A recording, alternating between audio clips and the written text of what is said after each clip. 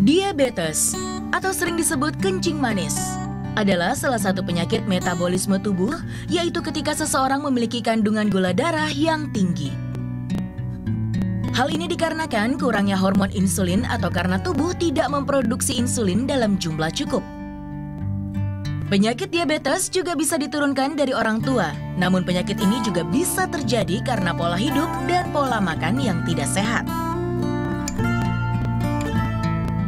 Kadar gula dalam darah yang tidak terkontrol pada penderita diabetes bisa menyebabkan berbagai komplikasi penyakit, seperti kebutaan, serangan jantung,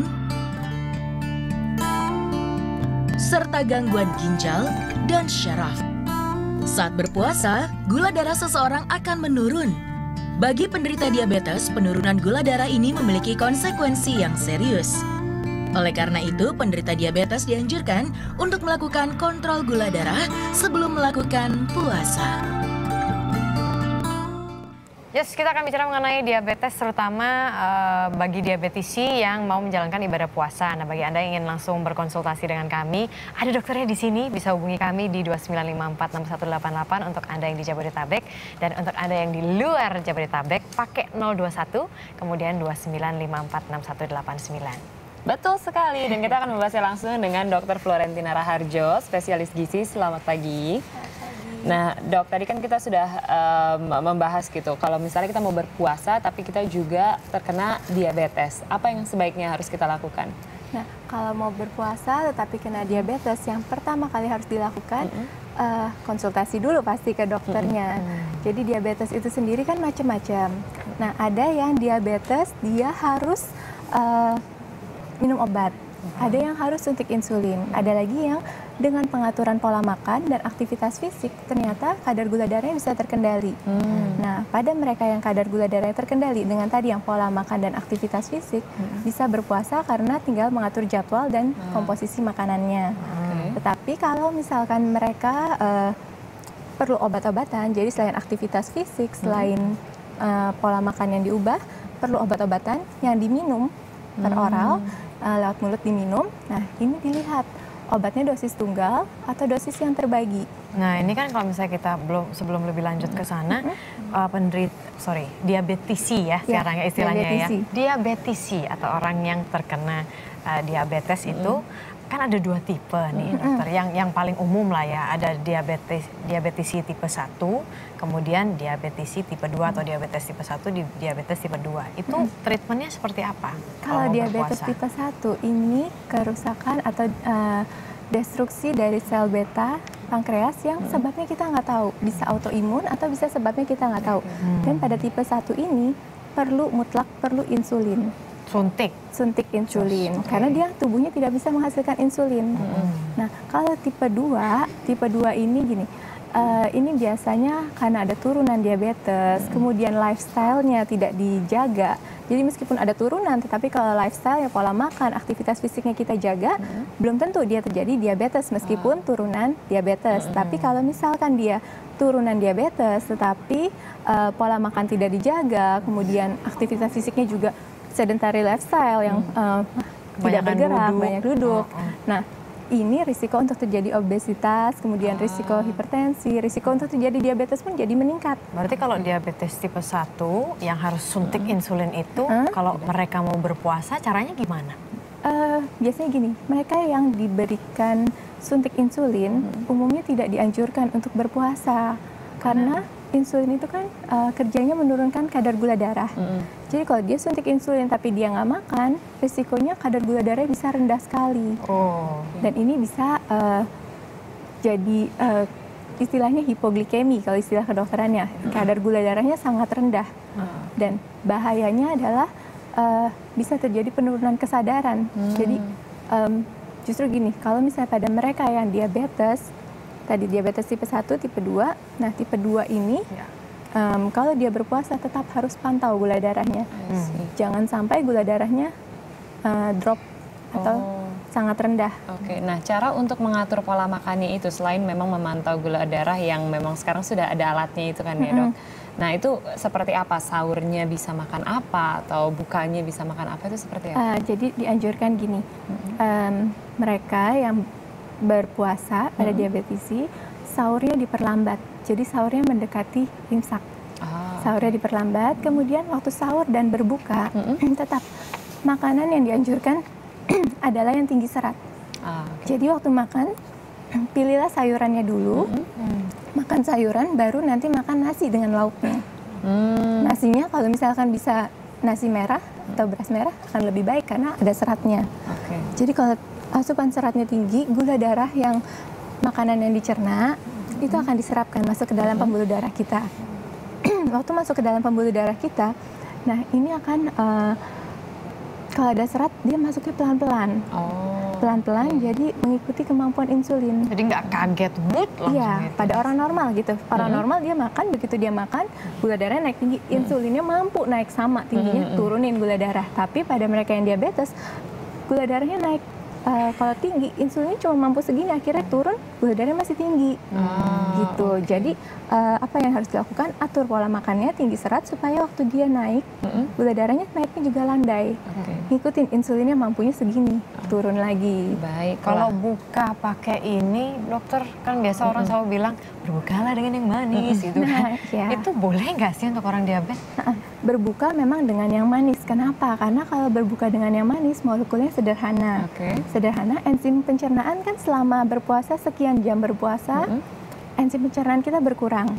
Enzim pencernaan kita berkurang, kalau misalnya dikasih langsung makanan yang besar, enzimnya nggak siap. Nah, dikasihlah yang manis. Kenapa? Molekulnya sederhana, mudah diserap, enzim-enzimnya nggak usah kerja berat dan justru menstimulasi enzim-enzim pencernaan. Gitu. Tapi yang perlu diperhatikan pada diabetisi, makanan manisnya adalah buah. Diganti, tidak takjil yang biasanya. Nggak boleh gitu kolak-kolakan. Sebaiknya buah. Kenapa? Karena buah molekul sederhana tapi masih ada seratnya. Baik, kita akan bahas itu lebih lanjut, tetapi kita akan menyapa dahulu yang sudah bergabung bersama kita. Ada Bu Yayu di Jakarta. Selamat pagi. Selamat pagi. Pagi, mau tanya apa Ibu kepada dokter? Saya mau nanya, kalau orang gejala diabetes tuh gimana ya dok ya? Orang gejala diabetes ya Bu? Gejala ya. Itu aja Bu? Terus kira-kira untuk menghindari diabetes itu kita pantangnya harusnya nggak usah makan apa-apa gitu. Tapi ibu ada turunan ini nggak Bu? Ayah gitu atau ibu yang kena diabetes? Nggak ada. Alhamdulillah nggak. Baiklah. Cuma ini dok, katanya gini dok. Halo? Ya. Kalau orang habis makan gitu harus ada jeda setengah jam baru boleh tidur gitu. Bener nggak sih? Itu saja Bu Yayu? Dari kena diabetes. Baik. Terima kasih Bu Yayu. Jadi tadi yang pertama gejala diabetes seperti apa? Dan kemudian yang terakhir adalah kalau misalnya tadi setelah makan boleh langsung tidur atau tidak? Jadi gini, gejala diabetes itu ada yang khas, ada yang nggak khas. Yang khas apa sih? Yang khas itu orang ini lapar terus, makan terus, minum terus, tapi kencing terus. Saya lapar terus sih. Terus nggak? Untungnya enggak sih. Nah, terus ada penurunan berat badan. Jadi meskipun dia makannya banyak, udah makan banyak, minum banyak, kencing terus, turun berat badannya. Gitu. Tapi ada juga yang nggak khas. Nggak khas gimana? Berat badannya turun, terus ada gatal-gatal. Biasanya gatal-gatalnya di sekitar kemaluan atau ada kesemutan. Nah, itu gejala-gejala yang nggak khas. Dan biasanya mereka yang dengan gejala nggak khas ini datang ke dokter itu biasanya baru ketahuan diabetes setelah misalnya ada komplikasi penyakit lain atau ada penyakit lain, begitu dicek gula darahnya tinggi, dicek lagi gula darah kita ada yang namanya HbA1c atau memang dari kemarin juga udah tinggi nih selama 3 bulan terakhir. Komplikasinya tuh apa dok biasanya? Komplikasi dari diabetes, komplikasinya bisa ke ginjal. Jadi bayangkan aja ginjal kita kan berfungsi untuk menyaring. Kalau gula darah sedemikian tinggi, lama-lama ya bagaikan kalau saringan ya lama-lama ada endapan gitu ya. Untuk istilah awamnya biar gampang dimengerti. Lama-lama ya ginjalnya fungsinya untuk menyaring atau untuk mengeluarkan zat sisa juga terganggu kan. Gitu ke ginjal. Terus yang lain lagi misalnya sampai diamputasi mata, itu betul nggak sih? Mata juga bisa lebih cepat terjadi katarak. Termasuk tadi amputasi, ya lebih cepat. Amputasi sama gini, pembuluh darahnya akan mudah terjadi kerusakan. Terluka gitu. Rusak pembuluh darah, kemudian jadinya aliran darahnya tidak bisa lancar. Nah, pembekuan darahnya juga? Pembekuan darah biasa sih malah lebih mudah menggumpal. Gitu. Makanya dia bisa meningkatkan risiko terjadinya stroke. Istilahnya kalau di medisnya trombosis, dia lebih mudah untuk darahnya membentuk bekuan darah. Gitu. Nah, tadi amputasi kenapa bisa terjadi? Karena pembuluh darahnya nggak lancar. Biasanya kan pembuluh darah kita yang di bagian tepi ini kan kecil-kecil, ya. Beda sama yang di tengah kan gede. Pembuluh darahnya ini kecil-kecil. Kemudian kalau dia tersumbat atau pembuluh darahnya rusak, otomatis aliran darahnya nggak lancar. Nah, kalau ada luka ini kan harus diberikan penyembuhan. Kemudian aliran darah nggak lancar, makin berkembanglah dia lukanya makin berkembang, akhirnya lama-lama bisa membusuk. Kalau membusuk mau nggak mau kita harus buang. Karena kita nggak bisa perbaiki ya harus dibuang. Waspadai diabetes berarti. Betul sekali. Dan tadi yang kedua, Dok, kalau misalnya setelah makan itu jedanya berapa lama sebelum boleh tidur? Biasanya sih dianjurkan sekitar 1-2 jam ya.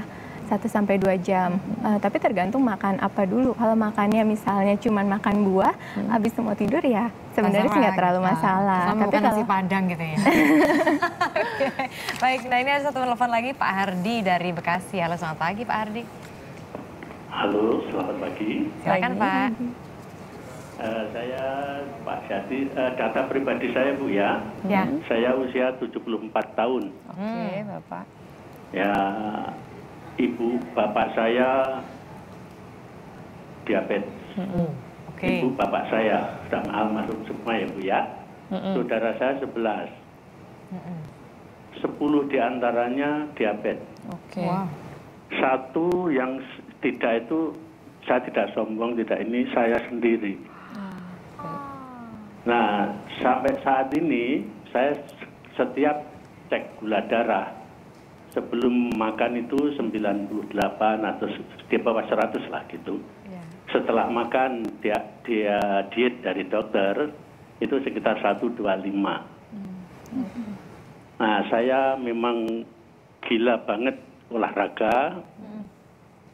Makanan saya itu juga yang sederhana, tidak aneh-aneh gitu ya. Nah, yang saya tanyakan, apa betul saya ini memang bukan penderita diabetes itu Bu, itu satu. Ya, jadi saya itu kadang-kadang ada terselubung, jangan-jangan saya ini. Tapi usia saya sudah 74 Bu, dan saya setiap saat ini juga puasa. Kalau sahur, kalau buka puasa itu juga kurma itu Bu yang saya makan itu. Dan minuman yang paling-paling teh, tapi gulanya dikit pakai pengganti gula, bukan gula betul. Yang ingin Bapak tanyakan adalah yang saya tanyakan apakah ini cukup meyakinkan diri saya bahwa saya itu nggak kena diabetes tidak kena. gitu ya? Karena terus terang aja Bu, 10 orang penderita itu 4 orang itu langsung meninggal karena gula itu. Oke, baik. Terima kasih banyak Pak Hardi. Langsung dijawab dokter. Ini bagus sekali nih, contoh yang bagus. Jadi meskipun dia ada turunan diabetes, tetapi kalau lifestyle-nya dijaga, ini diabetes tidak terjadi. Jadi meskipun kita punya genetik, tetapi kalau lingkungannya lebih besar pengaruhnya. Jadi kalau lingkungannya dijaga, ini tidak terjadi. Gitu. Jadi dengan pola makannya, kalau saya dengar pola makannya sehat ya. Pola makannya dia benar-benar dijaga, kemudian olahraga. Nah ini pola makan dijaga, gula darahnya nggak tinggi. Dengan olahraga, gula darah dipakai, akibatnya nggak tinggi juga. Ini dengan ini lifestyle-nya dijaga. Nah, dia tidak terjadi diabetes. Jadi Bapak nggak usah khawatir misalkan udah usianya sudah 74, kemudian tidak diabetes, karena belum tentu terjadi diabetes meskipun tadi Bapak ada turunan diabetes atau saudara-saudaranya diabetes. Kalau lifestyle dijaga tidak terjadi. Baiklah, kece. Thank you dokter. Itu dia yang paling penting adalah lifestyle dijaga, berarti makan sehat dan juga berolahraga rutin. Setuju, Shanas. Setuju. Oke, dan setelah ini kita akan memberikan referensi ngabuburit sambil menikmati wisata sejarah Masjid Kuno di Jakarta. Tetaplah bersama kami di Indonesia Morning Show.